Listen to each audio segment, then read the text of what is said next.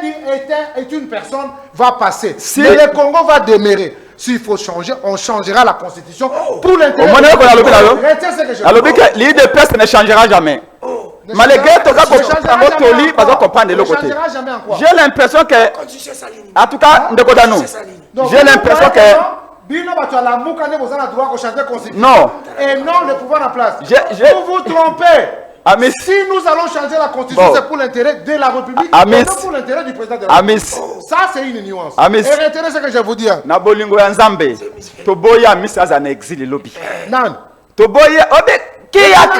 Qui a cru Kabila Joseph? Oh, la bimisa la biso ba force. Tala. Le lobo na force du progrès, non? Oyebi Chalem, Amis Zelana nous. Oyebi Chalem, ça bimisa ka biso ba mbeli na 7e rue na 2015. Le lobo azap. C'est ça. Non, attendez. La moitié ba cadre a peu de exil. Je ne veux pas comment on a mis en exil. Mandat et Sili Amis. Nous sommes un parti politique. Nous allons garder ce pouvoir. Retiens ça. Mais je vous dis que si c'est ça la logique, vous finirez en exil. Je vous le dis. Pourquoi finirez en exil? Nous qui c'est votre problème. Nous battons pour notre pays. C'est ça l'illusion. Nous servons notre peuple. Vous vous trompez. Vous vous trompez. C'est exactement ce qu'il faut. C'est faux. Vous voyez que l'argent. Mboka est en difficulté à Miss. Piolté n'a pas levé avec sauver Mboka. Donc il y a dialogue. Donc il y a dialogue. Donc il y a dialogue. Même yo, au compte de Décofélix, c'est que des Mandé Sili, au bonisa de l'élection, Tika Congo na Kimia. Dans la vie, kolingaka ko sauter na babiloko nyonso oyo ekufa ya malamu tu. Yo pe okoma ya bokufa. Omoni ndeko Prince Epengi tango aza koloba. Akoloba biso la muka na mwana mboka Martin Fayulu. Le vieux Martin Fayulu, c'est un vieux que je respecte beaucoup. Mais malheureusement, Makamunyo Soya Simbak, tout comme moi, propose à quelqu'un d'aller bossoter. On a une difficulté. Et Ndeko Epenge, à côté de la même élan. Réflexion à Bangoué, ça toujours en retard. Mon nègre, ça va sauter. Abi, on a encore Rwanda et il faut qu'on renégocie. Oui. L'accord est signé aujourd'hui, n'est-ce pas? Il y a les bosso. C'est pas encore signé. L'accord est déjà signé aujourd'hui. Dans le moment où tu as l'accord est déjà signé. Parce que nous sommes en direct. Deuxièmement, Ndengondeko Félix Tshisekedi le changement au Congo s'appelle Martin Fayulu. Le changement continue à s'appeler Martin Fayulu. Parce que réellement, le peuple a compté au BK Sibiso. Pour Ameki DPS Simbité, donc le peuple a compté à Sibiso en 2028. Maintenant, au moment où tu insistes qui, dans les Camboyana, Tobi, Ndeko Félix, tu tires sonner d'alarme. Nous considérons que nous sommes tous dans un même bateau. Contrairement à bateau Bakoloba, Botika Félix a Dinda, Botika Félix a Tchola. Non, ce qu'a Tcholi, na Félix, na Bisso, na Katumbi, na Fayul, Toukoudinda, Bisso, nous ensemble. Donc aujourd'hui, vu les contextes, vu la gravité, nous ne souhaitons pas que Félix Tshisekedi a signé Bakowana, les yeux bandés, les pieds joints. Parce que, croyez-moi, nous les contestons, nous ne reconnaissons pas qu'Azaki est élu, mais c'est lui qui prend les décisions de Barobéan, pour président des faits. Il peut prendre une décision tellement grave que nous paierons tous les conséquences. Mais Ndeko Epenge, au vivant au Congo, tout ça dans le Kani. Parce que tant qu'on a le Bamakambo, je crois que le peuple est d'accord. Alors bien, malgré Bissot te reconnaîtra qu'il était président, mais c'est lui qui engage le Congo. Mais la conscience intellectuelle, monsieur Prince Epenge, tu reconnais que nos Makambo, ça les a dans comédie. Pour peut-être beau sepelisa, ba pouvoirs na bino. Et puis le peut remettre Kabila. Est-ce que je peux dire? Oui, bon, c'est pour ça qu'on peut pas Kabila. Maintenant, on y bien que non, Makamoza pour rejeter, ils ont un soloté. Et tu reconnais que c'est lui qui va poser l'acte au Congo Mobimba. Mais il faut être correct avec vous-même. Mais les gens qui sont partis négocier avec Kagame à Washington nous ont pigeonnés. C'est quoi cette histoire de lever des mesures défensives? Bon, c'est une agression. Kagame doit retirer ses troupes, doit prendre ses clics et ses claques et dégager notre pays. Qu'est-ce que c'est que les mesures défensives? Nous ne comprenons rien. au lieu de parler agression, Félix Tshisekedi a levé des mesures défensives. Donc ça crée une confusion. Donc, Lelo, Kagame ne se sent pas mal dans sa peau parce que va entretenir Kagame. Baluki ba adjectif oyo que frustré Kagame était. Oyo ko tirer devant ba responsabilité n'a été. Et c'est bien triste. C'est bien triste. Président Kanga porte, il écoute tout le monde. Bandeko Epenge dernièrement, Bakene n'est pas président. Balobela qui est, n'est-ce pas? Est-ce que le président Ayoka quitté? Ayoka qui bango. Vous croyez que vous croyez que non? Dis, Basango Bazan dialogue ni. L'église c'est de prêcher la parole, ce n'est pas le dialogue. Écoute-moi mon frère. Nalobi hein. Nabi shole wana oyo alata kabarobe wana. Basala commission wana. Shole wana o. Non non kobenga yini. Ibile bokendeke na badali kokote bizibino bokota. Papa, yo ozali peut-être adepte na yi. Si les longs na posé la question, robe wana lataka, c'est pour prêcher la parole. Est-ce que vous avez une émission na yo? Mais melanga kaka omeli moko. Mais c'est oyo show le avanda azakoloba mokonza za na bino.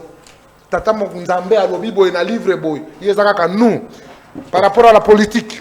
Nous devons les dialogues. Nous devons à part la communiquer politique. Est-ce que ce mon show l'église à côté de l'Obanzambe?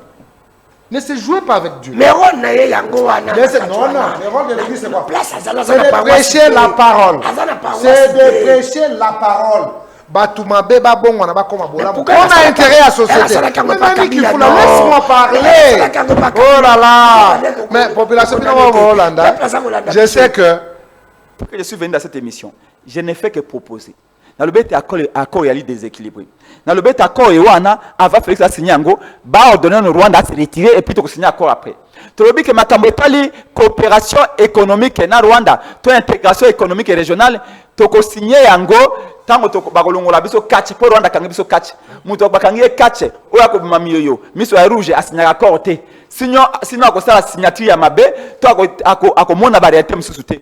Rwanda États-Unis à Rwanda, alongola biso no catch. Tu récupérer paiement, tu récupérer esprit. Et dans les États-Unis, nous sommes d'accord. Même les lois dans les États-Unis, nous signé. Accord aux États-Unis, accord économique aux États-Unis.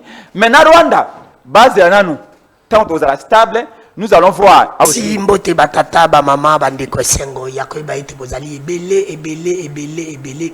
Na bandako na bino bofandi net match football pona kolanda les seuls helléniques journalistes congolais oyo Nzambe alanda kana ba ange na yende to bandi émission ya mokola lelo Nzambe na ba ange na iba tiki misala bazali kosala ba fandi balanda mona na bango oya ila ka bango ba information ya République Mokati du Congo, mboka ya Fati Beton, mboka ya mwana ya Papa Kisekiti, mboka o congolais nyonso bandeko za na espoir mokolo idepesa koza pouvoir akolia 3 fois par jour toko comme Allemagne d'Afrique mboka kobonga. Est-ce que mutuna na tuna kabino na bandako rêve bo revaki lelo boko le baka comme réalité, lelo boko le baka comme réalité naza ko le bana lobi ngana yibike ozalaka modèle na yibike natalaka yo mais rega onga natalaka yo izapona sala makambo yo salaka te pokoto yo za modèle ngana za nangote kokanisaka te ki biso mibali lokola tozalaka ensemble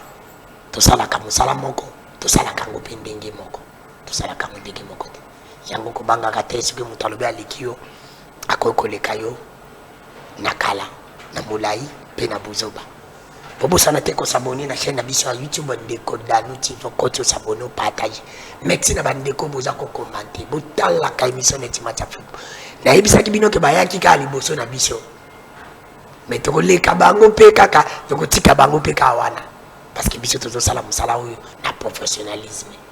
Soko moni journaliste aleki na plateau aza kokotela DG ya SNEL azandoki. Soko moni journaliste aleki na plateau aza kolobela makambo ya Kinshasa kokotela gouverneur aza motema mabe.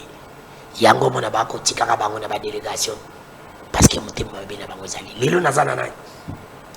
Nazana mona mboka Prince Penge président ya Didi Congo. Il est là. Nazapina mwana mboka Amisi Makutano honorable président de la Ligue de Jeunes IDPS. Tout ça naï. Na bango di tokobeta masolo. Zanga na plan d'ensemble bato ba mona bango tokobeta masolo lelo. Tout ça na ko kaka ya dialogue. Nene to ko sala émission boyi. Ce qui te évite ce qui accorde ko singami, ce qui bandi bandeko.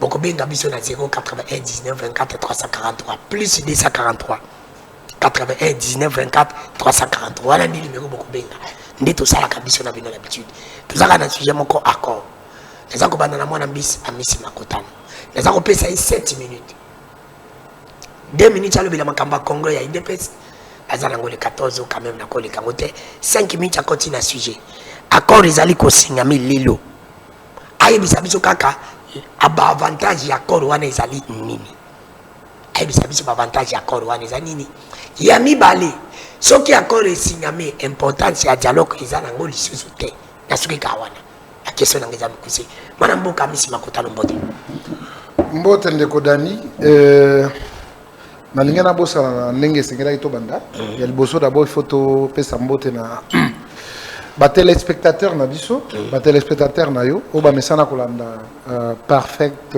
télévision et surtout na émission na yo et puis loba na yo et puis nazali koprofite mpona kosalue ndeko Prince Epengi président de Congo nasepeli makasi parce que namoni mpena ndeko na ngai aye mwa monene makasi aye monene mwa monene mpenza na position ya pete mais faci aza korassure motu nyonso ti arassuraka motu tout donc biso tout il faut tozala en bonne santé même si on peut avoir des problèmes parce que nous sommes des humains baproblème ezangaka te mais ntango tozomonana mpena kolongono aza moninga mpena ya bitumba donc ntango tomonani na yo mpe ndenge ovandi wana ata ozobeta fome ndenge ovandi wana oyebi lisolo do biso to toyebi masolo nayebisaka kabuya mpo azala bien fo atindikatindikaka mpo awa oinvitaki kabuya te oinvite ya misi kabuya akotina makambo message na biloti alobi nini nesi ozobela makambo ya kiseja olobela nde ya misi ngai oyo nazali awa tikanga moko na mema mikumba na ngai mpo ngai nde nandimaki na yawa le 14 mpe congrès le 14 le 10 au 14 ndenge oyebi ezali congrès extraordinaire, il y a Union pour la démocratie et le progrès social. Déjà, la commission est mise en place. 2 commissions, Moko ezali pour les préparatifs, Moussousou ezali pour na kotala lolenge kani ya koamande ba texte na biso, entre autres le règlement d'ordre intérieur et les statuts du parti. Il y a un esali que la commission eza kosala musana ndenge sengeli ba mususu d'abord bazaki na kati ya sous commission basi basilisi mais commission élaboration ya ngonde ezali jusqu'à ce moment où tuza koloba bango pena bazali kovanda pona bopesa makanisi parce que oyo bango ba ko produire ndé ko ya na assemblée générale pona ko adopter article par article. Donc je profite encore de cette occasion pour rappeler Batunyo Sobazako Sala ba incantation na bango en croyant que bango bakoya na ba makanisho ba na mitu pour na ko détruire parti. Les partis ezali ko créamer les sous-soutés ici créama statut ezali que tozali ko sala statut asikate ezali ka statut ezali ko exister. Maintenant, il faut ko harmoniser statut wana parce que yo moko yebi que IDPS ezali parti et umela ki mingi na opposition. Ba caractéristique belé za na kati ezali correspondre na réalité ya sikate yango il fallait tout adapter statut wana yango ni musala to ali ko sala biso tout en âme et conscience et nous pensons que non tous ali ko kene malamu pe congrès et ko la tenue à la date prévue.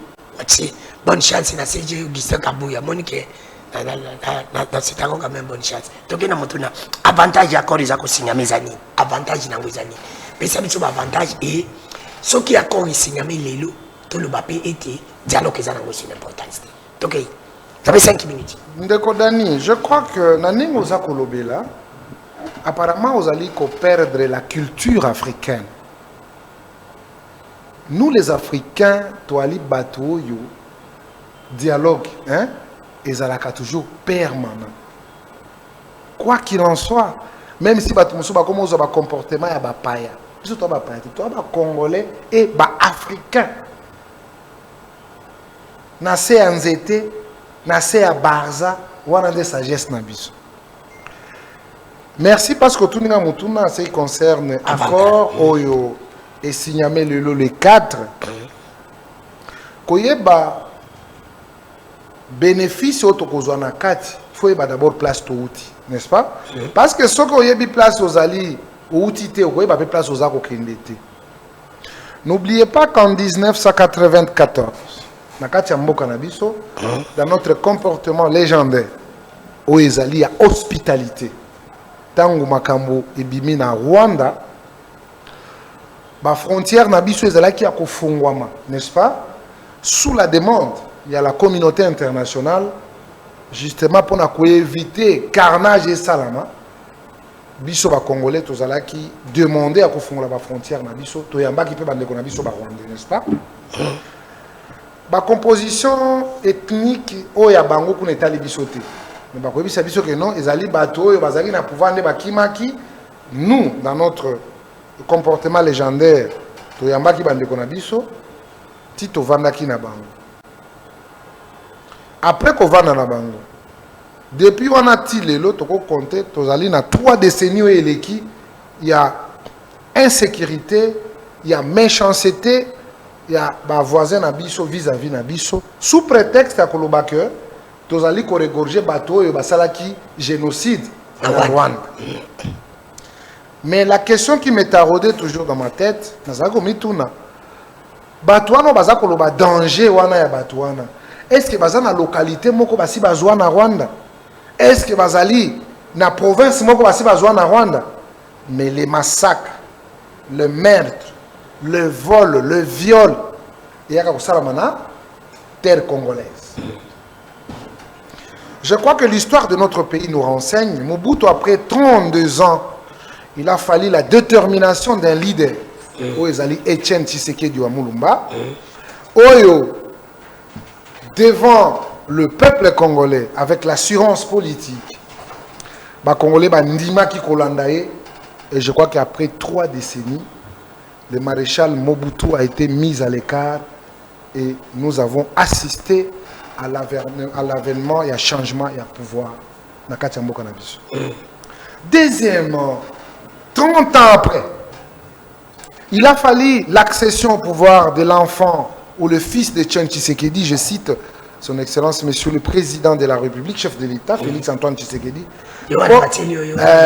pour déboulonner système dictatorial, système et à sous-traitance, système et à trahison et à mokanabiso par nos frères qui, par l'entremise à Rwanda, bazali ko occuper ba poste ba responsabilité na kati ya mokanabiso sans qu'on les sache parce que ezaki ba régime et ba trahison, ba régime et ba traître. Mais le fils de Etienne Tshisekedi, très déterminé, nous avons en fini avec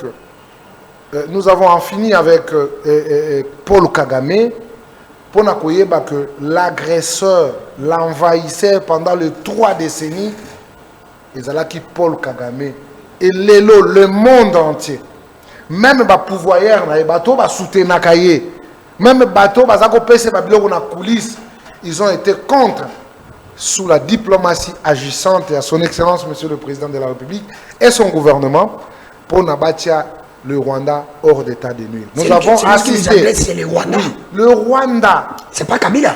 Le Rwanda. Kabila, c'est un pantin. Oh. Kabila, c'est un marionnette. Oh. Kabila, oui, mais bien sûr. Kabila, c'est l'outil utilisé par Kagame. Kagame utilise Kabila, oui. Utilise aussi Nanga. Mais ce que vous dites, non, Kagame, Nanga, c'est rien. Mais mon frère, vous êtes un historien du présent. Lobby, avant que les États-Unis, nous avons suivi l'arrogance de Kagame. À lobby, Ngamutunazana Goma, Ngamutunazana Bukavu. Ce qui balingi na pesa bango Goma to Bukavu, bango pe ba répondre na ba demande nangai. A rejeta ki batutu a che bango aux abois pour dire le rôle que je vous ai donné. O esengela ki bo jouer. Le rôle qu'il a donné à Mbongo, à Cholet. Est-ce que tu peux me laisser parler? Mais oui, je peux vous laisser parler. Le rôle qu'on a donné à Mbongo, à Soriano, à Nanga, et les restes.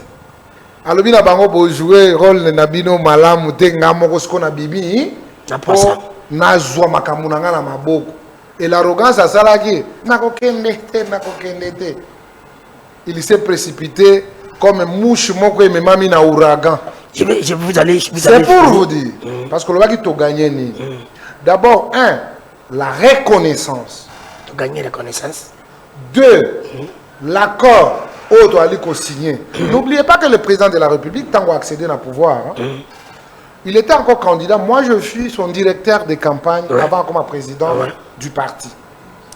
Dans le discours, ils ont insisté, il y a Franck Fanon. L'Afrique a la forme d'un revolver dont la gâchette se trouve au Congo. Mais gâchette est en Congo. On a Félix Ndemtazolo. Mais gâchette est en Congo. Ils allaient pour ça moto et bimakana mundu kité. Mais ils allaient pour ça pole, pour ça kimia, pour ça une bonne collaboration entre les États. C'est pourquoi comme on a que tant qu'on a l'équipe à pouvoir, la première des choses, atala ki bandeko yo so bazali pembeni ya frontière. Pour na bango, c'est le moment. Tout quoi ça là, échange d'expérience. Bino bo gagner na Congo, Congo personne nini a gagné. Pourquoi tu vas dire que le PC bilonga sama belé parce que tout le monde implication aux États-Unis. Et ben comme tu balobi na accord photo Congo Mexique Trump. Et là ko ba to 30 secondes. Non, je ne peux pas répondre ça à 30 secondes parce que c'est très capital. Je crois que ko pengo ko pese ba minute ce qui ngala lekisi. L'accord au biso to signé. C'est le même accord à Afrique du Sud en Amérique. C'est le même accord que l'Angola au Bolula Kawana Azanango en Amérique. Nous avons nos actifs. Actifs nabiso zali ba minéraux nabiso. Yo bi ko sala machine. Yo bi ko sala usine. Ça veut dire quoi? Nous avons nos actifs. Bango be bazana oya bango. C'est-à-dire vous amenez le matériel biso to pesi oto anango. La transformation. Ça veut dire oya ko bimanase amabele. Bino bozu par na bino ba machine na bino biso peut aussi par na biso na oya biso et en même temps tant oza ko sala ngo sachez que vous tonga ba infrastructure parce qu'il faut bilo ko na même n'est-ce pas ça il faut tonga ba école pour ba il faut ba tanga ba ke no sala musala n'est-ce pas il faut ba to baza la soigner il faut ko tonga ba école donc ba hôpitaux pour ba tout bazala bien soigner. Ça veut dire c'est le développement. La République démocratique du Congo est bradée de l'autre côté. Mais tandis que ce que nous avons, au Pébango Bazanango, ils allaient quoi échange, il y a de l'expérience.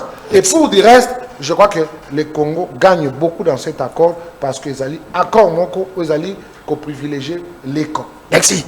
Honorable Amis Makutano, président de Congo, mon ami, mon amboka, Prince Pengi, je vous accorde aussi 10 minutes. Mais Ndeko Prince Pengi, je vous ai suivi. C'est quoi les samedis nani nabino ya la muka oh lelo ba félicitations ba tombolio pas mon amboka matin fa ba babi magere bosala mpia ka mobilisation za muke opposition pete ba ko benga bino pourquoi bino boza ko bagé président Félix Ateki bino ga sama belalo même accord o biso to zanango za même accord Angola zanango même accord Afrique du Sud zanango di mon amboka Amisi Makutano député national il y a Funa. Merci Ndeko pour l'invitation. Ouais. Ça fait longtemps que nous avons l'opportunité de participer à l'émission. Je suis participé à Namboka Ban Simbote, je suis participé à Ami Simbote. Oh, namonaki abakaki libanga na molili ne bandela bi penge mikolo akomona ye mwa tin ya mama la munene. Amisa yebete penga yali mwana chalupa. Ndeko Amisa yebete wa azali nda combattant le kolangai na yebike. Même le dernier meeting na bango IDPS ya Sainte-Thérèse au club de Félix Salaki to zalaki ne na sa podium na se ya moyi et que epenge azaki na ma 4 macronaye depuis 15 ans hein azaki ma mutu ko azaki na ma climatisé depuis 15 ans 17 ans et bien donc epenge a changé te azaki toujours ndenga ya la kana nzoto yeso alors nzoto yeso alors na koti na mama likambo yende bako oyo monsieur Félix Tshisekedi ayiko signé na Paul Kagame na États-Unis.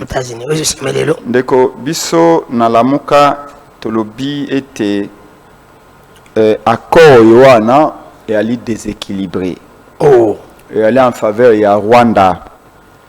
Esengeli Félix Tshisekedi yambo acha mokolo to na ye signature na ye asenga ba aménager yango asenga ba porter ba correctif na ba point ebele oyo na kozwa sika watango ya ko citer yango pona nini na ADD Congo lingomba na biso pena lamuka to sengiete ba revoir accord pour mokolo ya meeting oyo ya dimanche le 30 novembre 2025 mobilisation ezaki makasi contrairement au lobby pour télévision ya radio te na lingo tia image au monaki déjà epinga imoka za ko tambo ana plus de 2000 personnes et puis to yaki devant siège à décider espace zaki susute parce que zaki poto présenter plus de 8 partis politiques plus de 8 partis politiques bakoti qui croient na vision à la Muka qui croient na projet à la Muka. Ndengon de Félix Tshisekedi alobaki le changement au Congo s'appelle Martin Fayulu, les changements continuent à s'appeler Martin Fayulu parce que réellement peuple là ko compter au BK Sibiso pour ameki DPS simbité donc peuple là ko pesa sika biso ngwende na 2028 maintenant omoni ndeko to insistaki na likambo yiwana tobi ndeko Félix to tirer sonner d'alarme. Nous considérons que nous sommes tous dans un même bateau. Contrairement à bateau ba koloba botika Félix adinda botika Félix atiola. Non, ce qu'a Tcholi, na Félix, na Bisso, na Katumbi, na Fayul, Toukoudinda, Bisso, sont ensemble. Donc aujourd'hui, vu les contextes, vu la gravité, nous ne souhaitons pas que Félix Tshisekedi a signé Wana, les yeux bandés, les pieds joints. Parce que, croyez-moi, nous les contestons, nous ne reconnaissons pas qu'Azaki est élu, mais c'est lui qui prend les décisions de Barobéan, le président des faits. Il peut prendre une décision tellement grave que nous paierons tous les conséquences. Alors, nous, l'opposition, parce que dans le Bakaït, l'opposition, elle est le qui a lobby dans ma casse.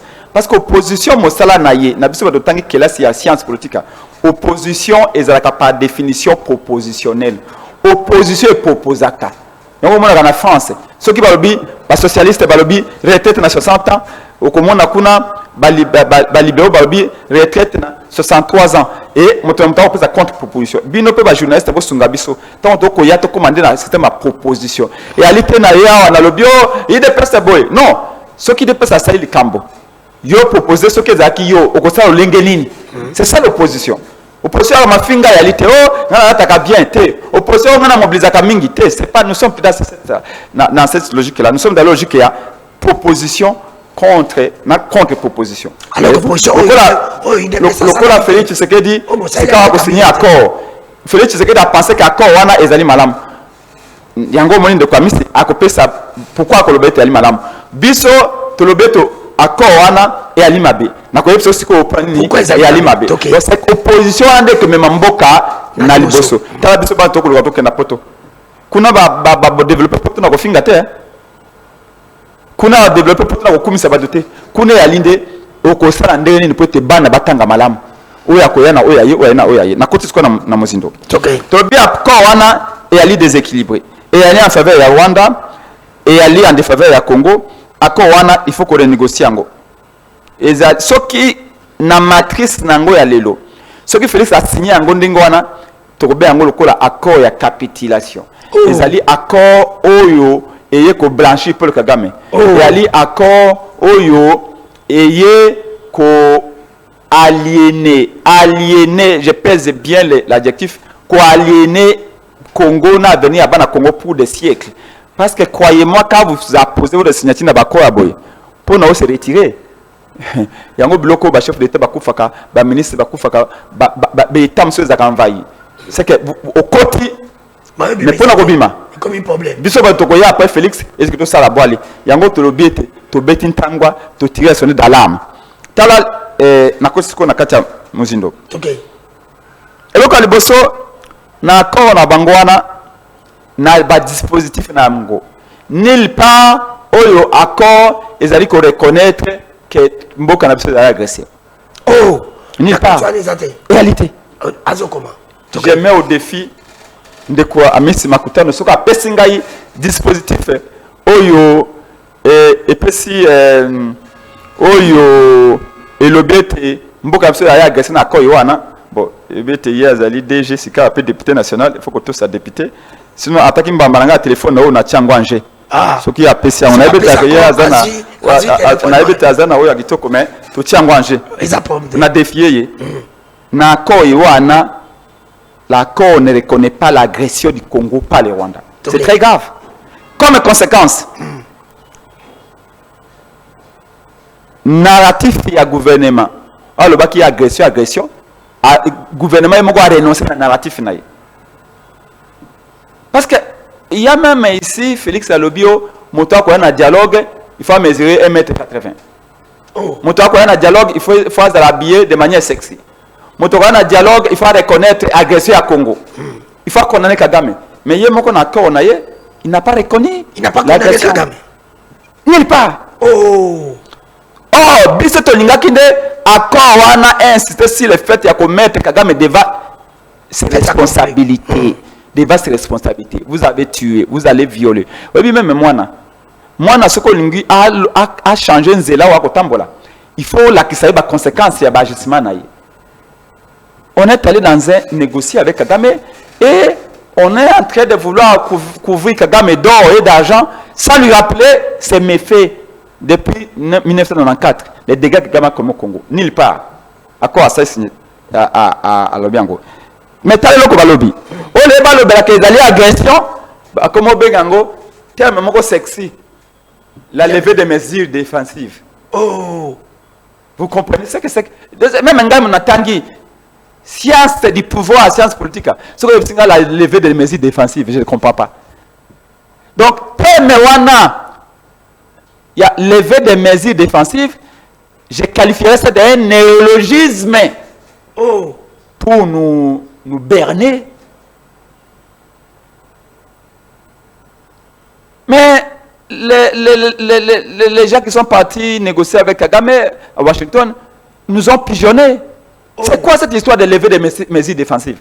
Bon, c'est une agression. Kagame doit retirer ses troupes, doit prendre ses clics et ses claques et dégager notre pays. Qu'est-ce que c'est que les mesures défensives? Nous ne comprenons rien. Au lieu de parler agression, Félix Tshisekedi a levé des mesures défensives. Donc ça crée une confusion. Donc, Lelo, Kagame ne se sent pas mal dans sa peau parce que va entretenir Kagame. Baluki ba adjectif oyo que frustré Kagame était. Oyo ko tchale devant ba responsabilité n'a été. Et c'est bien triste. C'est bien triste. Alors, par la même occasion, va légitimer le discours à Kagame. Parce que Kagame n'a jamais reconnu l'agression. Et effectivement, Kagame a pesé tellement que na texte bâti mot agression. Mais il y a le but que Kagame a indiqué nami Kagame a comment coïncidence allait va faire mais à démontrer Yangote. Moi je vous démontre comment on a cédé face au caprice de Kagame. Et je continue. Nako Ewana le retrait des troupes rwandaises n'est pas clairement dit. Oh. Oui. Parce que si on a la Canada de Congo, on a fait le Trobi Ndeko Félix. Il y a maquillé na biso. Attention, vous avez le quoi na film à Yesu. Il y a un sika moko bako yebisa Yesu tango batunire. Mbongo oyo ya ya César to ya nani. Motomo a crié le bikebe ya li motambo. To crier pour pas qu'on le batte. Oh te, bon ma qui fait ça ko dinda pour kabino bolo bakite. Encore les motambo. Papa. Piège, pas que pour le présent, aussi pour l'avenir. Mais dans cet accord, il n'est pas clairement dit que le Rwanda doit partir, quitter notre sol. Encore une fois, on dit que le Rwanda va lever des mesures défensives. Déjà, les mesures défensives, ça crée une confusion. Et deuxièmement, les mêmes mesures défensives, on les conditionne d'abord par la neutralisation des FDLR. Mirage. Vous voyez comment on est quadruplement piégé. 4 fois piégé dans cet accord. Déjà, Bazali qu'on nomme, Félix a du mal à nommer ce qui nous est arrivé. Félix a beau chanter dans toutes les provinces, agression, agression, agression, arrivé à l'accord devant le président américain, Félix a reconnu cette agression. A bien une mesure défensive. Deuxièmement, on a dit que le Rwanda doit se retirer. Bisou na la muka trobi, kulu, ngayi, et pengenabi, kulutu. Adede Congo et Sengio. Le ban à Donald Trump était avant qu'on posé signature, natia mon colote na accord, Rwanda, alungwana na territoire na ngai atika ngai libre oya binini mais Rwanda chaki biso catch it Mais c'est comme ça qui va tirer au catch. Là, on doit ami sayebi. Pour que ça, on doit na cité. Pour que le kotama dame na moninga tombo le kotama dame oswani. Moninga changi au catch. On doit au kabola. Azate. Pendant 3 ans, pour envahir les bisous en 2021. Pendant 3 ans, 4 ans, catch. Et puis miso. Miyo nazolo. Miso rouge. Ce que États-Unis ko ya pour kabola biso. Si quand Washington États-Unis ngina longola loboka Rwanda pour catch les kito ko pe masute. Si comme mutu bakangi catch bolingi en même temps assigné accord ndengene. Merci. Pour Adam on flou. Merci. Asa groggy. Il n'a pas encore récupéré son esprit. C'est-à-dire qu'il faut d'abord balongola catch. Il y a pas côté. Pas payer ma bien. Balongola catch, après ma bien récupérer l'esprit naie et puis à signer accord. Mais pendant que Rwanda kangi biso catch, ba ko senga Félix. Donc Félix nda za boy catch ti jeudi. Bon lingi a signé accord. Mais accord wana et comme le kola accord ya ka okoko korobo. Merci. Nasuki wana ndenge ndeko amisa lobaki on récupérer une minute. Accord to c'est États-Unis zali accord ya ka okoko korobo. Papa mbalobaka nini? Signature kocha. Signature otiaki et ya kipo na liwa. On est en train de signer la eloko po na liwa pour na compromettre avenir à Congo. Dans la mesure où je dis qu'il est en train d'aliéner l'avenir de la patrie aujourd'hui et pour demain. Parce que, sa signature va légitimer le discours à Kagame. Il y a que na Congo pour attaquer la FDLR. 2. Sa signature est disculpée. Excusez-moi l'expression. Est disculpée Rwanda. Rwanda dit, voilà, vous avez vu, hein. Moi, je n'ai jamais envahi le Congo. Les Congolais même ont reconnu. Troisièmement, signature à Félix Tshisekedi et créer appel d'air. Ça veut dire quoi? Ça veut dire que l'Ouganda, le Burundi, Tanzanie, les pays voisins, Batali Babi. Angola. Non, Angola. Batali Babi. Rwanda continue à Congo pendant 3 ans a occasionné 7 millions de déplacés internes. A payé des ressources pendant 4 ans. Rwanda a occasionné l'Iwa bateau plus de 3 000, 4 000, 10 000 personnes pendant ces 3 ans occupé Congo. Rwanda a agressé ce pays-là, occupé 2 provinces. Mais malgré cela, Rwanda a eu le droit d'aller négocier des contrats le Congo. Donc, le la prime, ça dit que Bissop Ougandais, on peut faire la même chose. Bissop Burundais, on peut faire la même chose. Donc, Félix Tshisekedi, par sa signature, risque de créer un précédent fâché. Voilà pourquoi Bissop Nalamuka, de Congo Tolobi, non, de Félix Tshisekedi. Et c'est pas toi qui es agressé. J'ai vu que bandé comme si l'opposition, oh pourquoi beaucoup proposer, non, c'est pas ça l'opposition. Parce que Bissop peut avoir un pouvoir, il dépasse à cause en opposition. Il faut que ces jours-là nous allons commencer à demander à l'IDPS, il faut proposer. Merci. Et nous voulons montrer l'exemple, nous proposons. Maintenant, c'est que nous ne comprenons pas, parce que pourquoi on n'est pas écouté? Merci. Pourquoi on n'est pas écouté? S'il te plaît, c'est pas le président de Congo, mon amboka, Amissi Makuta, honorable Olandi, et le Congo, il a sepeli, et le Bibala, vous demandez à ceux de l'opposition, pour pas contre la dialogue qu'il faut pas condamner Rwanda. Mais bien on a 4 accords, vous n'avez pas condamné Rwanda. Là, c'est la première chose. Deuxième chose, il en a dit ici, à lui, bon fongoli ballon, bon fongoli terrain, parce que Ouganda, bah quand il peut qu'on y a qu'on bondi, ça veut dire qu'on a négocier, parce que bien qu'on négocier na Rwanda. Donc, 5 minutes. Kunda et Bembe. Ah, Kunda et Bembe, Sony. Kunda et Bembe. Après, c'est l'élément. Oui, dans la vie, hein. Kolingaka ko sauter na babiloko nyonso oyo ekufa ya malamu te yo pe okoma ya kokufa omoni ndeko Prince Epengi tango aza koloba biso lamuka na mwana mboka Martin Fayulu. Le vieux Martin Fayulu, c'est un vieux que je respecte beaucoup, mais malheureusement makambo nyonso oyo asimbaka tout comme oyo aproposaka ekenda liboso te. Omoni difficulté et ndeko Epenge à côté na même élan. Réflexion na bango est toujours en retard. Mon ndenga za ko episote. Abi omoni accord wana et il faut qu'on renégocier yango. Oui, l'accord est signé aujourd'hui, n'est-ce pas? Yali Bosso. C'est pas encore signé. L'accord est déjà signé aujourd'hui. Dans le moment où tu as l'accord est déjà signé. Parce que nous sommes en direct. Deuxièmement, mais ndeko Epenge au vivaka na Congo to zaka na mboka nini Parce que tant qu'on a pour Makambo, je crois que le peuple est d'accord. Alors bien, malgré Bissot te reconnaîtra qu'il était président, mais c'est lui qui engage. Là, le Congo. Mais la conscience intellectuelle, M. Prince Peng, tu reconnais que nous, Makambo, ça les a dans comédie. Pour peut-être beau s'épeler ça, bah pouvoir na bino. Et puis le peut remettre Kabila. Est-ce que je peux dire? Oui, bon, c'est pour ça qu'on peut pas Kabila. Maintenant, on y dit bien que non, Makambo za ko rejeter, ils ont la soloté.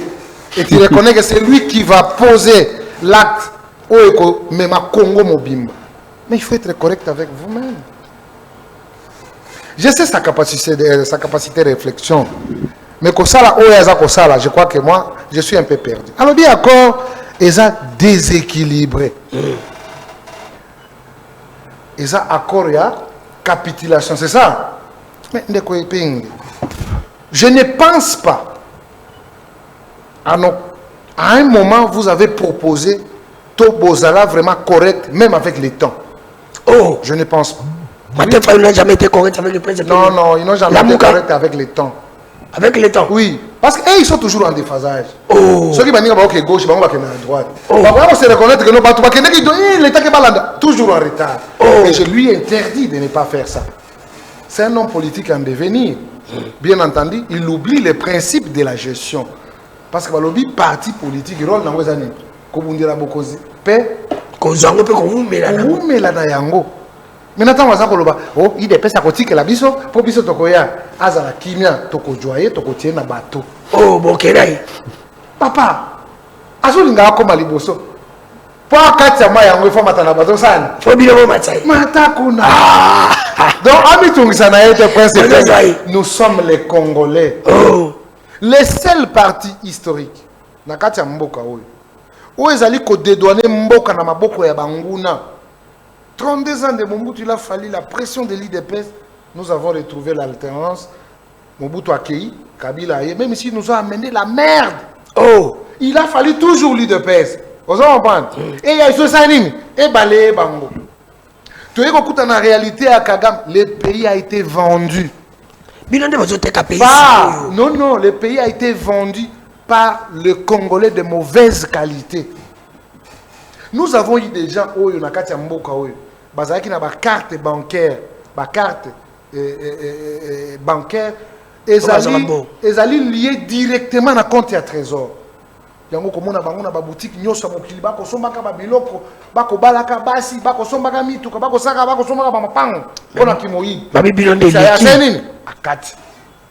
c'est pour dire quoi? L'accord, c'est pour les Congolais. Ce n'est pas à l'enfant de Tien Tshisekedi qu'on peut imputer justement cette charge à Kolobaka. Mais pourquoi vous n'avez pas condamné Kagame mais vous demandez à d'autres personnes de le faire? Je crois que c'est inacceptable sur ces plateaux. Nakatia plateau où papa nangai. Ba condamnation où Kagame a joué à travers le monde, les Nations Unies, l'Union africaine, toutes les organisations du monde. C'est en fonction de quelle dénonciation. C'est par rapport à la dénonciation du président de la République qui a doigté Kagame, qui lui a parlé en face, qui a démontré que c'est Kagame. Et là d'ailleurs, à cela qui nuance à Koloba, nous n'avons pas un problème avec le Rwandais. Les Rwandais, ce sont nos frères qui sont sous l'emprise. Il y a un Hitler, un dictateur Kagame.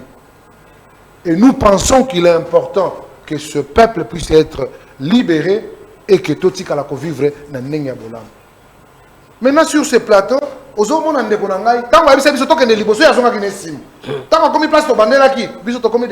il ne comprend plus rien. C'est de son droit. Mais nous allons l'aider pour que Tokende et Liboso. Quand il dit que nous, nulle part, on n'a pas reconnu que Kagame et les Rwandais nous agrègent. Ah! Qu'est-ce qu'il peut dire? Il les a fait. Ils allaient. Parce que déjà, l'accord proprement dit, oh et signamé, ils en ont la place publique. Nous nous référons toujours à l'accord de principe. Accord de principe. Oh et signamé qui? Soyons cohérents. Soyons cohérents. Où est Nanga? Où est Kabila? Où est Katumbi? Où est Ambongo, soutenu par le Rwanda et tous les pays là qui nous agressent. Ils sont où? Il fallait pas avoir une place pour signer encore. Mais bon, ils ont un dialogue. Bisous lobby, c'est ce que je vous dis. Le dialogue pour le président de la République a toujours été permanent. Président quand rapporte, il écoute tout le monde. Bandeko Epenge dernièrement, Bakene n'est pas président. Balobela qui est, n'est-ce pas? Est-ce que le président Ayoka quitté? Ayoka qui bango. Mais vous croyez que vous croyez que non? Dis, Basango Basana dialogue ni. Le l'église c'est de prêcher la parole, ce n'est pas le dialogue. Écoute-moi mon frère. Dans le lobby hein. Show le wana oyo alata kabarobe wana. Basala commission le wana. Show le wana o. Non non kobenga yini. Ibile bokendeke na badal kokote bizbina bokota. Papa, yo ozali peut-être adepte na yi. Si les longs posent la question, robe wana lataka, c'est pour prêcher la parole. Est-ce que vous avez une émission na yo? Mais melangaka omeli moko. Mais c'est oyo show le avanda azakoloba mokonza sala na bino. Tata mokunzambe alobi boy na livre boy. Yezaka nous par rapport à la politique, nous devons les dialogues. Nous devons à part la communiquer politique. Est-ce que ce mon a show l'église à côté de l'Obanzambe? Ne se jouez pas avec Dieu. Mais non, le rôle de l'église c'est quoi? C'est de prêcher la parole. C'est de prêcher la parole. On a intérêt à la société. Laisse-moi parler. Oh là là. Mais population je sais que Nazali droit dans mes bottes. Quand nous, bien sûr. Catholique côté l'église. On n'avait pas de cas. Catholique à côté la bisoté parce que catholique à ça qui n'a pas trop quoi bisoté. Bon, bon, tu 50-50. Bon, on a la sana. Mais bon, tu 50-50. Dans la vie, on a la sana. Ce qui est là, l'on église à Bomois dans Nangaï. Et ça, il faut n'a pas ton ami balé. Ah bon, on a non, non, cholo. Oh, oui. Bah, blasphémer église. Je n'ai pas personnel n'a bon. Dans lobby clairement, je suis conscient de ce que je vous dis. Le rôle de l'église, c'est d'aller prêcher la parole. Il y a côté pas tout bas ensemble. Est-ce que vous avez la rise en bon vis-à-vis il y a Tata Mokonzi vis-à-vis à régime? Est-ce qu'il peut aller le faire? Non. Est-ce qu'il peut aller le faire là-bas? Lui, il est cardinal, il y a Afrique centrale, n'est-ce pas? Na Rwanda, monaki, ah mais ma cadeau. Là où? Parce que na Congo, on est place où bazako violer, bazako voler, bazako tuer, n'est-ce pas? Est-ce qu'il y a courage? Il est cardinal au Rwanda là-bas. Alors, il rigole. Ah, comme on est longué kangami, mais kuna yoka kose kamino nyoso kutu 34 32 nyoso akadibanda okolukangote era sala ki pa kabila wana zaki mbala et ba nous sala kabila de kajo ba médiocre wana tout non non est-ce que vous avez dit que le cardinal Monseigneur Passigna quel a été lui challenger là où il est parti azala qui n'attaque même ah ouais pas na biso on peut dire que le médiocre dégage. Le médiocre, ça veut dire, dans la société, bateau bazali ko se conformer par rapport à la règle, à la gestion moderne. Ce sont des médiocres. Vous croyez que nous nous aménageons, bateau bazoko ko sa misana bango? Non. Ce qui le long à tata mo koza pesi responsabilité.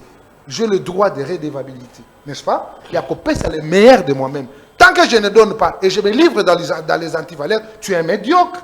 Et toi, tu crois que si tu es dans le même parti politique que moi, il dépasse, il n'a quoi aménager. Tu es un médiocre. Et il y a beaucoup de médiocres qu'on appelle à dénoncer. Les lots basant à ban. Vous comprenez? Mais nous pensons qu'un homme de l'église, un pasteur, a un droit, il y a une élégance, il y a s'adresser pas à moi.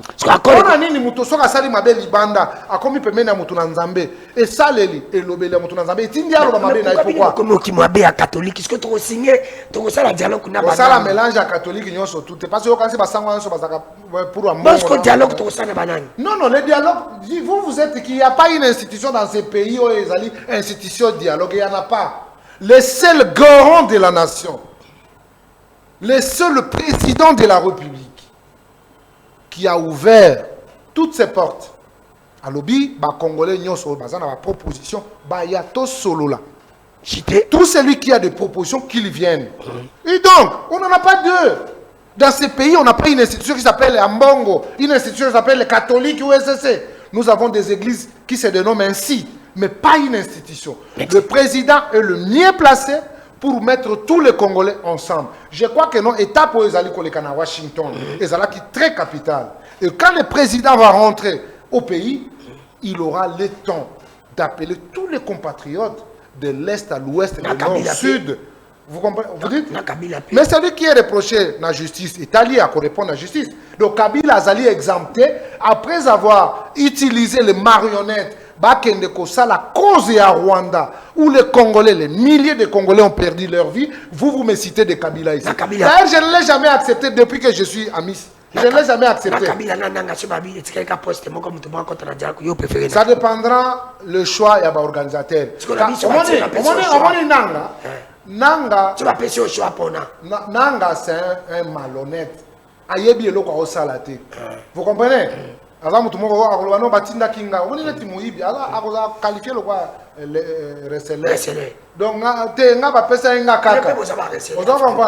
dans ça dépendra de l'organisation. Mais ce que je dois vous rassurer, nous avons un seul garant de la République, le président meilleur, Félix Antoine Tshisekedi Tshilombo. Oya memi mboka ti esika to komi na ba accord o to ako signer lelo.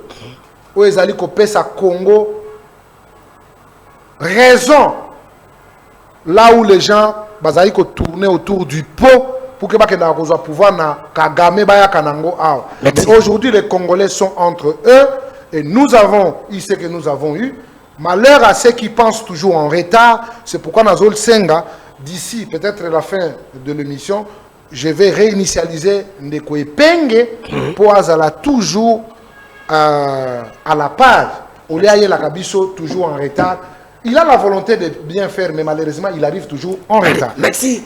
Président de Congo, Manamboka Presse Pendolandi, Balbi, plus 243 81 19 24 343, Balbi 81 19 24 343, Bobenga. Bino bandiko bo kolanda biso na bandako je crois na fungola téléphone bo benga biso bo pesa pe makantina bino est-ce qu'après avoir ko signer ko lelo il faut to kena dialogue awa elike pa basango koma c'est lo bino bo pesa biso bako boza kolanda 081 19 24 343 nous sommes en direct mona mboka presse pe toki. Voilà, merci beaucoup. Et constat Liboso, c'est que Ndeko Miss a sali semblant de ne m'avoir pas suivi. Parce que dans un débat, ceux qui m'ont sous à lobby, m'ont sous à Koya, peut sa contre-argument. Oh, Nabaye Balandi Banso, Amissi ne m'a pas rencontré. Amissi a Zakolobama Kambone Moussou Ya Yebi, qui n'ont rien à voir avec les débats. Évidemment, à Komissi, M. Félix Tshisekedi, c'est son droit. À lobby Ndenge IDP, c'est leur droit. À lobby Chapelet Wana, ya IDP, c'est à chaque fois. L'objectif des partis politiques est de conquérir le pouvoir et de les conserver le plus longtemps possible. Mais je voudrais rappeler à Miss était conserver le pouvoir au ceux qui au salam malamu.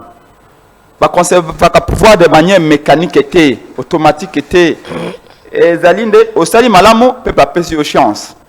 Sans le rappeler que Bazana dernier mandat acquis frauduleusement. Mais ici, le plus important, qu'il sache qu'en dehors, il y a un objectif à conquérir le pouvoir, le parti politique a une mission. Dans un peuple appelle. Non, pour réagir à comme ça que Balamoko non.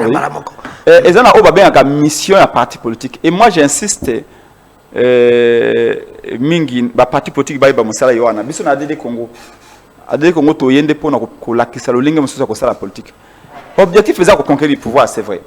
Objectif est d'aller à exercer yango, c'est vrai. Objectif est d'aller à conserver yango si possible et le plus longtemps possible. Ce n'est pas automatique. Parce que nous ne sommes pas dans une monarchie. Nous sommes dans une république. Différence entre république et la monarchie, c'est que dans la monarchie, le pouvoir est héréditaire. Mais dans la république, car ce qui fait peuple endimi. Il y a une mission, parmi les missions à parti politique. On ne peut pas parler d'objectif d'un parti sans parler de ses missions. Parmi les missions, il y a former des cadres. C'est de ça qu'on a dit Congo.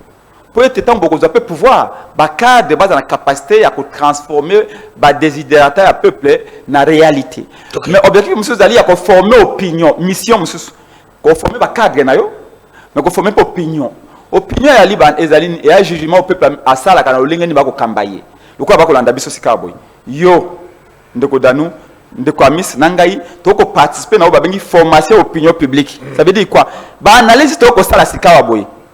Point de vue to que mettre sikawa boy, ba ko landa biso nandaku, ba ko réfléchir.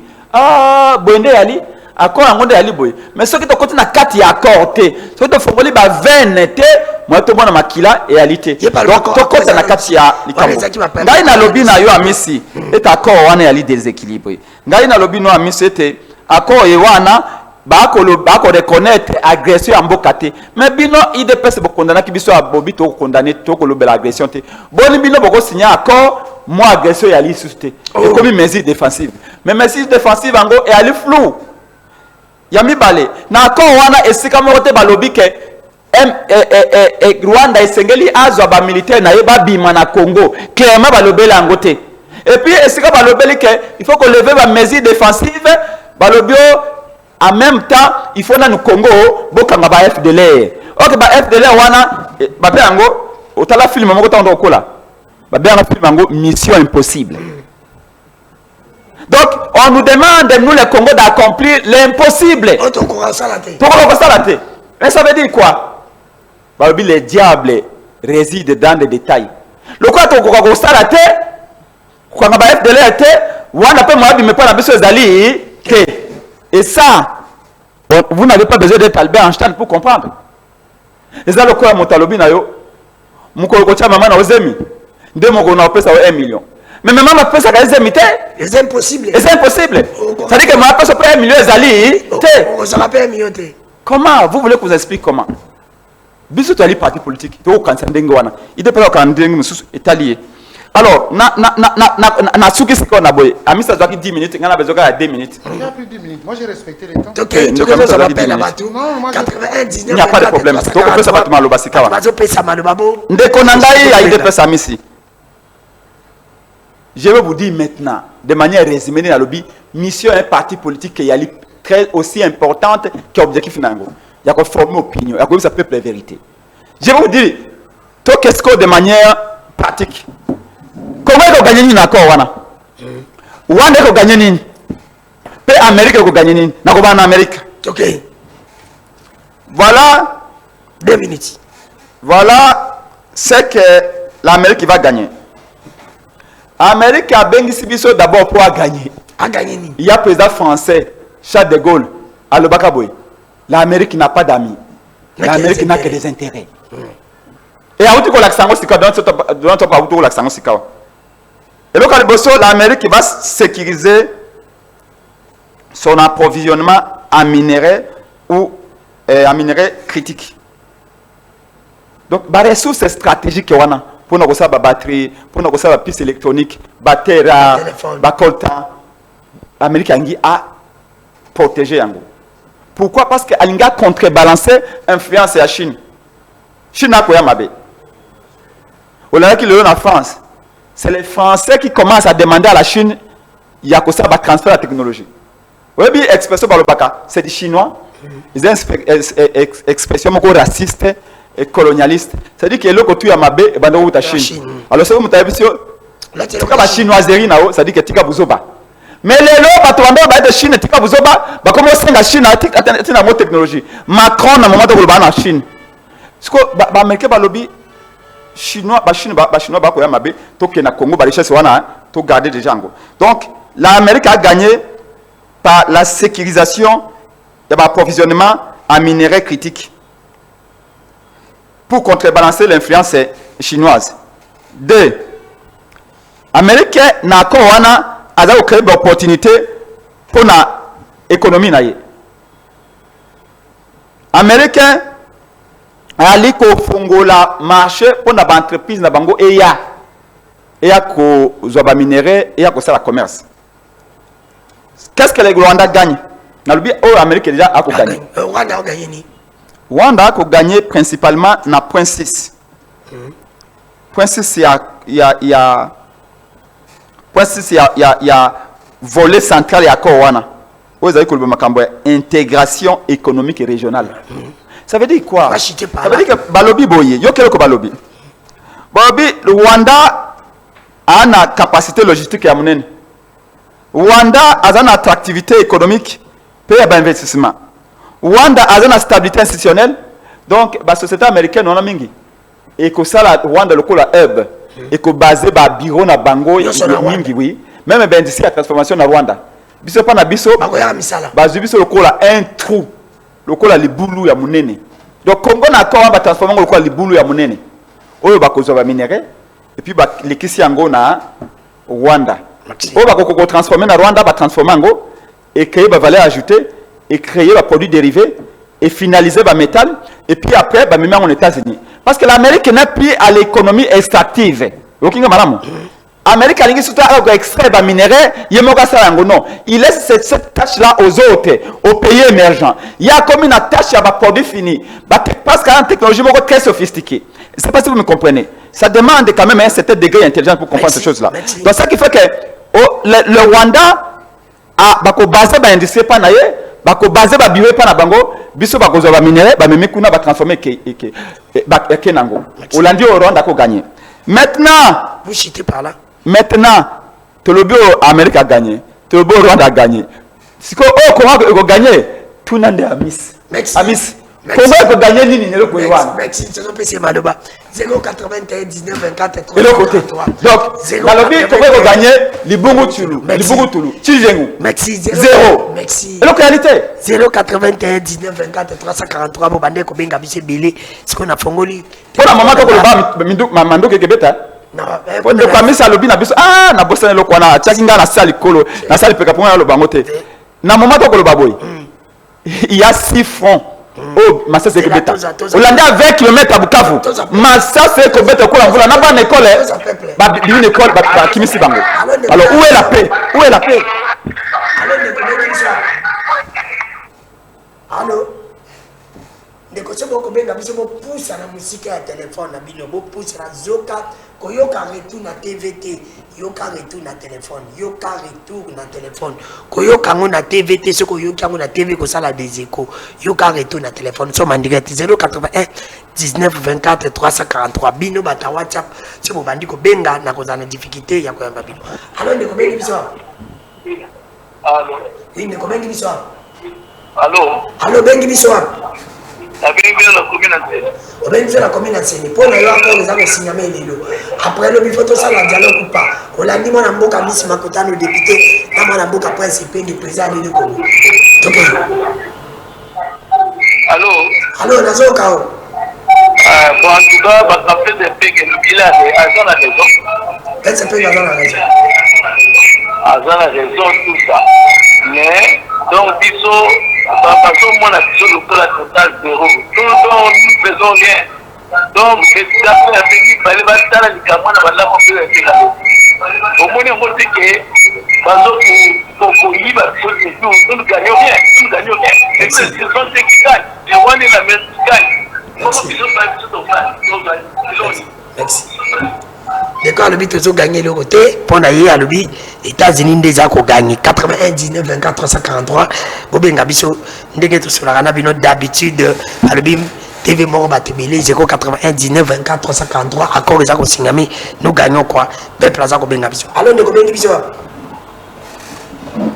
allô oui bonsoir bengi biso oui bonsoir na commune en télé la commune en télé na accord za ko na biso to za ko gagner ni vraiment eza mawa mingi mpona biso peuple nyonso to bazoluka eza bolamu na bango ya peuple te soki baza na susi ya peuple bakotika biso lolenge toza boye te meme ndenge ake États-Unis wana eza mpona batere na bango biso tozosouffrir makambo prese mpenga azoloba aza na nzela par rapport ya mutaide pese wana ye azoloba wana mpo akende kopesa implication na idps mpo abanome ye mais baza na soutien peuple te en tout cas naza na ebela oloba te merci aza déjà nommé aza déjà nommé tokei 81 19 24 343 peuple aza kobenga biso alo ndeko bengi biso telefone koya plante awa alo ndeko 81 19 24 343 bandeka WhatsApp bobenga soki bobengi na WhatsApp appel normal ekoti moyen na yemba bino eza te ekozalanga vraiment ekozala difficulté 081 19 24 343 obenga bopesa makanisi na bino. Allô ndeko bengi biso wapi? Allô? Oui, allô bengi biso wapi? Monsieur Gelor, Olandi bandeko mibale mpo na yo accord biso tokobénéficie nani? Vraiment, la félicité dans nos presque pénales. Sauf qu'il l'autre comme un pouvoir parce que c'est la juste petite pour la terre. Mais la réalité, on a ma putain. Vraiment, l'obologie, au bout de 50, là, attends, va pêcher, on va soutenir. Et là, il y a aussi côté de zone façon comme qu'on crée façon. La zone là, il faut que réussir l'union sur le bout de ça va pas au dessus pas quand dans le point là. Il y a pas que l'union sur le sala. Est-ce qu'il y a des choses peut-être des gens pour payer par rapport au monde que nous signons ça ni. Na quand on a plus les articles où j'ai on va faire encore on a droit. Par exemple parce que on a dit que 1 23 n'a pas été pas neutralisé ou azalendo. Kala, on a été créé vraiment kala. Est-ce que tu peux vous dire que la mission pour faire la soulèvement? Merci. 81 19 24 343, nous sommes en direct. Nous allons gagner. Comme vous avez suivi honorable Amici Makutano, vous avez suivi. Je n'ai pas encore parlé. Oui, je président. n'ai pas encore répondu. Oui, vous allez répondre. Vous jouez, hein? Allô, de combien qui bisou? Allô? Oui, allô, de combien qui bisou? Combien qui bisou dans la commune d'Angalima? Pour nous, accord, mon amour. Ah, encore mon frère, c'était la zone de la raison. Ma maman était persuadée. C'était comme moi, bazoé batté. Bazoé comme moi, bazoé. Pour l'année de continuer d'accord. Barwande bazoé pour ma vie. Bazoé comme pour l'année de continuer d'accord. Mundo qui n'a pas tout pour ndala bango. Quand on le bon de la bango, bango bazoé intérêt. Et pas n'a biso. Et là, ça c'est. Merci.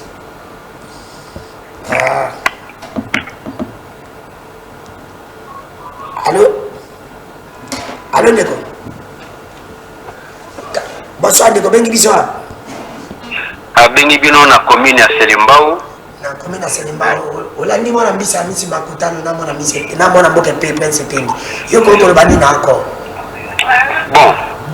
Accord c'est vrai et le konyo so po ezaka parfait ezate. Kolanda ma Amici avant a raison. Kolanda pe epenge des fois basa il a ka sentiment. Que Congo a gagné le côté, c'est trop dur. Sauf par exemple, l'usine est liée à Congo. On a pas l'usine. Et ça, on a pas on a Congo gagné le côté. Là, Epeng n'a pas raison. On a Congo a gagné le côté. C'est vrai, tout le monde n'a pas battu sous-souté. Si c'est ce qu'il fait là, il va être ensemble pour la famille. C'est pour le peuple congolais. Hein? Et c'est pour les peuples. Donc, pour le Congo, on gagne le côté, presque un peu Neshikawana à Koshi. Makutano, c'est vrai, n'a pas, n'a bisopé, n'a pas, il y a côté, il y a IDPS. Bah, ça, on va berrer les alliés. Mais quand on va bateau, nous, n'a consigné, bah, quand on a, bateau, bah, intelligent, bah, c'est faux. On va kenner, on va faire maïe, on va compter sa macanchi, bah, peut-être macanchi na bango, pour na honneur et amboka. Merci beaucoup. Merci. 81 19 24 tous en dernier qui appelle des appels tout qui s'appelle invité mal bateau clôturer l'émission 81 19 24 343 Bobinga biso au pesa makanisi na bino pona likambetali yako. Allô ndeko bengi biso. Allô Allô? Bonsoir ndeko bengi biso. Ndeko so bengi biso boyo ka retour na téléphone boyo ka yango te na TV ekosala makelele koza moyen te ya to ya mbabino to lobi boyo ka bopenga boyo ka retour na téléphone na TVT bandiko ekozala problème 81 19 24 343 tous à dernier appel to pesa ba invité na biso maloba ba clôturer émission 81 19 24 343. Allô ndeko bengi biso. Allô? Oui ndeko bonsoir bengi biso. Allô? Allô bonsoir. Bonjour, na commune à Séné, à Zondi, à Outa Tesoko bengi omoni mutu wana utwendele. Tesoko bengi il faut te pesa bato miso chance. Bapele za kokota ebele ndeko pardon. Bapele za kokota ebele ko sala vraiment na mute bato miso kutu na zozo bango te parce que zo sala ba dezenko. Soki na yambi yo pesa pe baninga miso bakota. Allô, Ndeko. Allô. Bonsoir, Ndeko Dani. Bonsoir, Ndeko. Bengi biso. Abengi na Kinkole, Monsieur Joe. Oui, Ndeko. Pona yo akoli tukuganyini. Bon, makambo nyonso naozanga mpe kokende aza na rekovonoka parceke idps le coupe leki rapport nyonso basiye nyonso eza ya mabe Merci. bango bazokoti kofinga ambongo mabe nini asala bango soko lelo baza na pouvoir wana sipo na ambongo na bashoni Merci.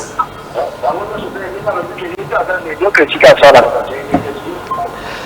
Ndeko, pardon, je protège mes invités boloba mais bosimba ba invité na ngai te kozala malamu mingi te toke mwana mboka misi bakotana yoki bandeko balobi eloko na yoka yango bandeko bazolinga tozofinga basali oni olandi mwana mboka presse pengi je vous accorde 2 minutes et demi tosilisi émission toke.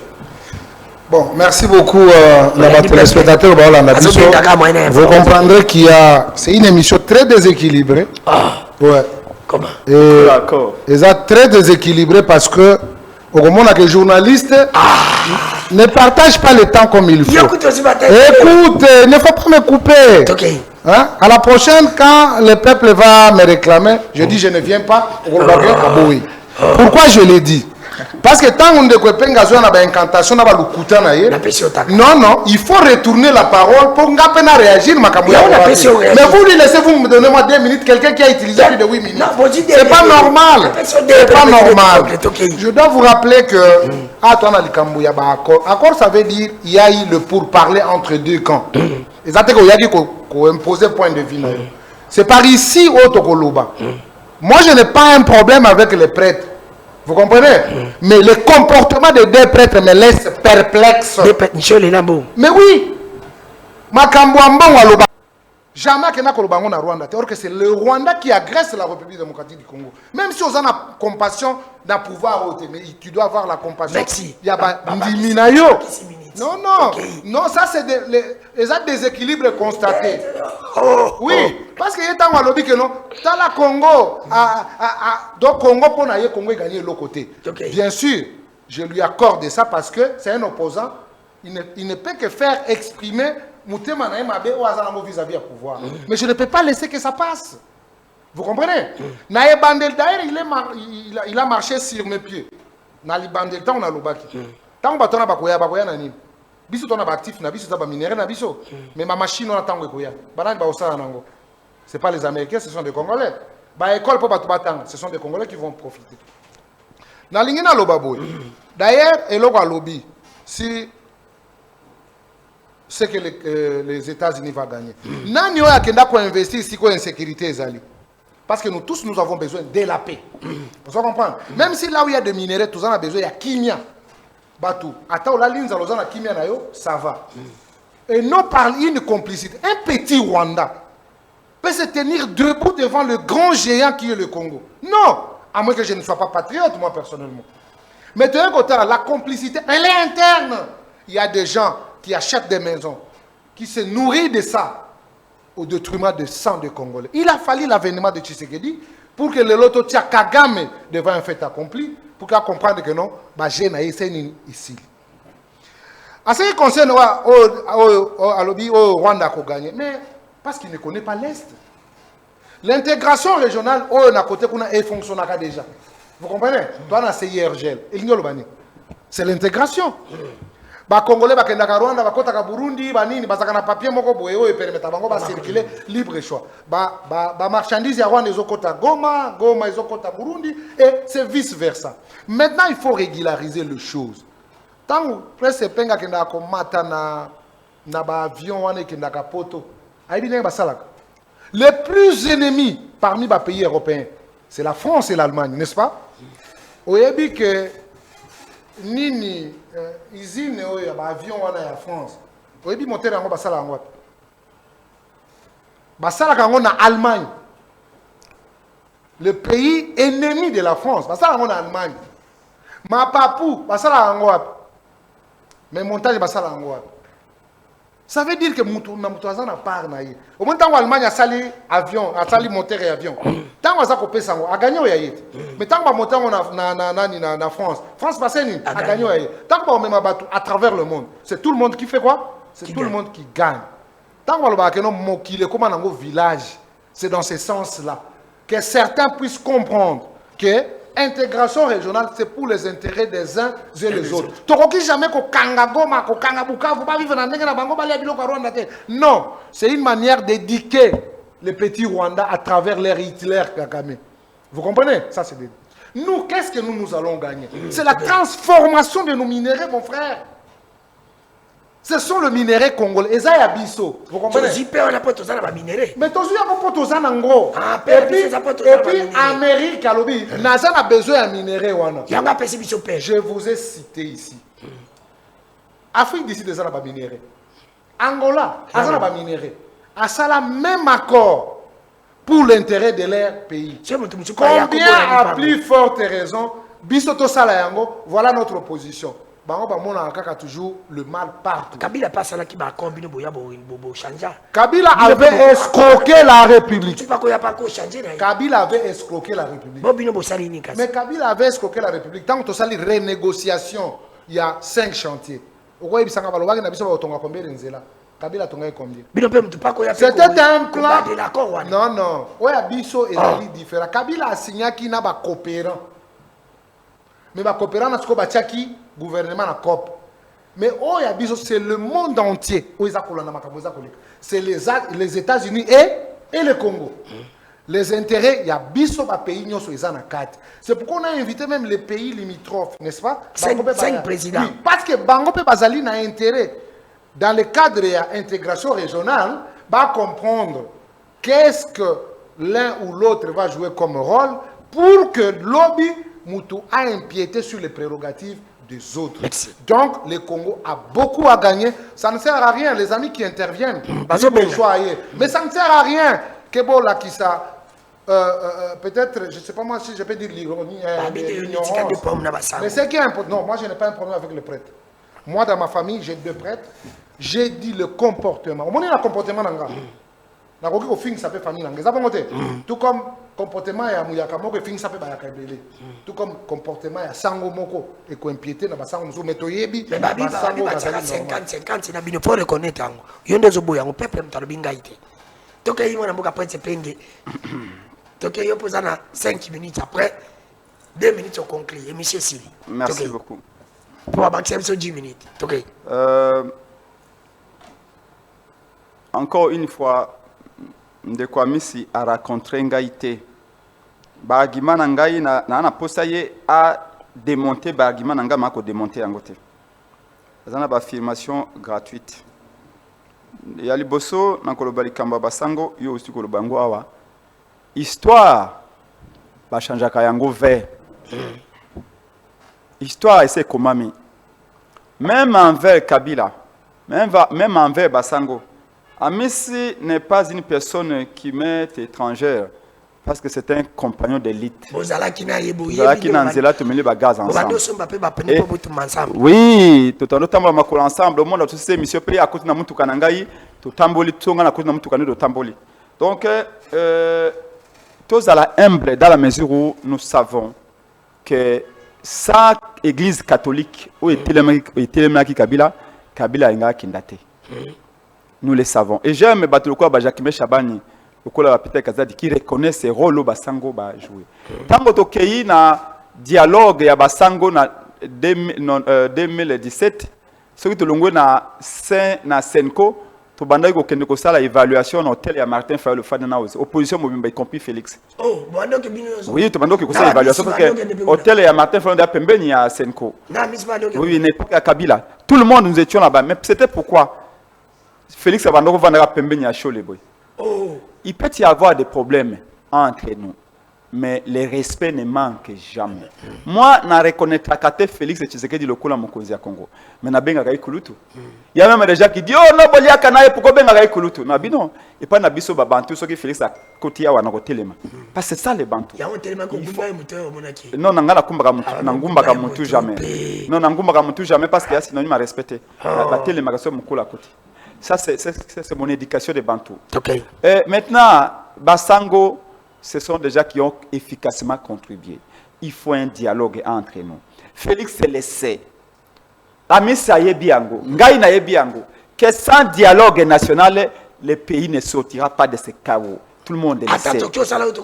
Comment Nanga oyo azalaki président à Seni, oyo a fabriqué des résultats de l'élection à Waboy. Oyo ça était ami ça na pouvoir lelo. Nanga oyo azalaki prédestiné à comme Sango, lelo comme chef rebelle. Mais Nanga pas imakila na biso non. Tout le cap koyeba qu'est-ce qui s'est passé? Quel est l'épisode qu'on a manqué? Bolobio Kagame a manipulé les Congolais. Mais ce qui est un dialogue, tu as la vérité. Tu serais les coudes. Tu as la vérité, tu serais les coudes. Mais Kagame a causé ce que tu as manipulé. Kagame a causé ce que tu as enrôlé, tu pas que ça bitumba. Regardez ce que je viens d'apprendre. Et c'est de la part de votre conseil politique Kimutu. Na bi ke yi pas zakina miss na no kuna na biso sa zongina. Pas zakina malili kuna lokolo ndeko miss. À quelques minutes de la signature de l'accord de paix, à quelques minutes, Kigali poursuit ses déploiements militaires au Congo. Alors que Kinshasa Kigali s'apprête à officialiser un accord de paix, je ne crois pas qu'il y ait un accord de paix. Cet accord n'est pas accord de paix. C'est jeudi 4 décembre, des mouvements militaires intenses sont signalés sur plusieurs lignes de front. Dans l'après-midi du 4, le bateau Salama a été affrété pour transporter des troupes rwandaises depuis Goma vers Bukavu. Selon l'auteur de la vidéo consultée, le navire a accosté au port de Bukavu à 16h45, alors que l'accord doit être signé à 17h et des États-Unis. Parallèlement, des sources concordantes affirment que les rebelles du M23 AFC ont délibérément coupé l'électricité dans la ville de Bukavu afin de faciliter l'entrée des nouveaux militaires et d'équipements en provenance du Rwanda. Ça, c'est 2 heures avant de signer un accord, soit disant de paix. Rwanda a continué à faire militaire. Amis, Ngaïna yoto ya Libana oto uti na rien to kufinzala. Attends comme ba milliardaire lobby, n'oublions pas nos faibles commencements comme disait le Foucault du ciel. Tout est vanité, tout passe, tout coule. Et la plus grosse erreur que l'IDP se commettrait et que l'IDP se commettre, c'est d'avoir l'illusion que le pouvoir ne prendra pas fin. Oh. C'est la plus grosse faute de l'IDP. C'est exactement le comportement que Chadari avait. C'est exactement le comportement que ministre des Affaires foncières. C'est exactement le comportement que les gens du PS sont aujourd'hui. Pouvoir est le cola maille au tien maboko. Au moins il maboko boy. Chama il colo. Et ko kenda ko yebate. Et ko filer entre les doigts.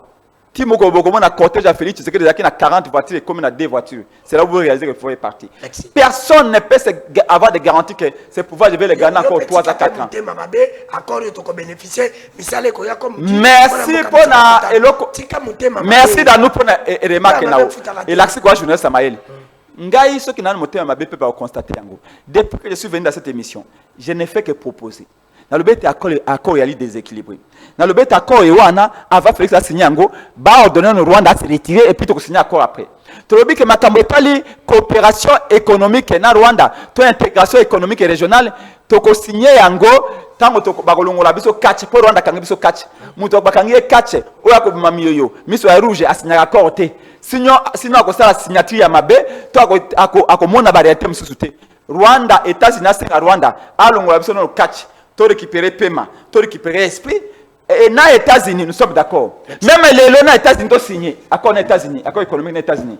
Mais dans Rwanda, base à nous, tant que nous stable, nous allons voir. À autour de ma communauté économique des pays des Grands Lacs, CPGL. Mais CPGL a été créé en 1976 par Mobutu. C'est pourquoi pour notre gérer entre haute et richesse transfrontalière. Il y a un barrage. Amis Salobi qui n'a pas Est, non. Je suis parmi les gens qui maîtrisent l'Est. Même ceux qui Amis Saza originaire à Est, mais Ngai n'a pas Est. Nakenda na Bukavu, Nakenda na Uvira, Nakenda na Goma, Nakenda na Beni, Nakenda na Butembo, Nakenda partout kuna, Nakepa na tangi histoire ya kuna. PADD Congo parti na Ngai est implanté partout kuna. Je peux vous le dire que Bana Goma balobi, Bana Bukavu balobi, Bana Uvira balobi, Rwanda a se retiré nan. Et puis après toye ko signer accord. D'où pour nabiso na sukisi dialogue ezali une bonne idée. Sans dialogue, il n'y aura pas de paix. Alors, les Camboya, oh, Amérique a côté en bon onaye. Est-ce qu'il y a une sécurité? Amis, je vais vous dire ceci.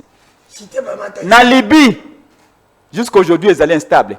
Mais cela n'empêche pas qu'elle puisse pomper du pétrole. Hein. Merci. Il y a la guerre en Libye, mais on pompe du pétrole. Il peut y avoir la guerre au Congo, mais les Américains vont envoyer les militaires, c'est ici qu'on va exploiter, va minérer. Pour preuve, non, qui vous, les Américains vont en mine, vont exploiter à ce moment. Les militaires sont seulement autour de la mine. Mais c'est quand même les Américains vont. Donc, allez, cette illusion de penser que, parce que pour vous, comme l'Amérique n'a pas témoin, ça dit que tout est OK. Vous faites une erreur mortelle. Si, moi, avec vos filles. Bon, moi je pense que l'émission elle est boiteuse. Je vois que Amis vous a côté l'émission a bandit. Non, moi je vais lui répondre. Le corps a député national. Les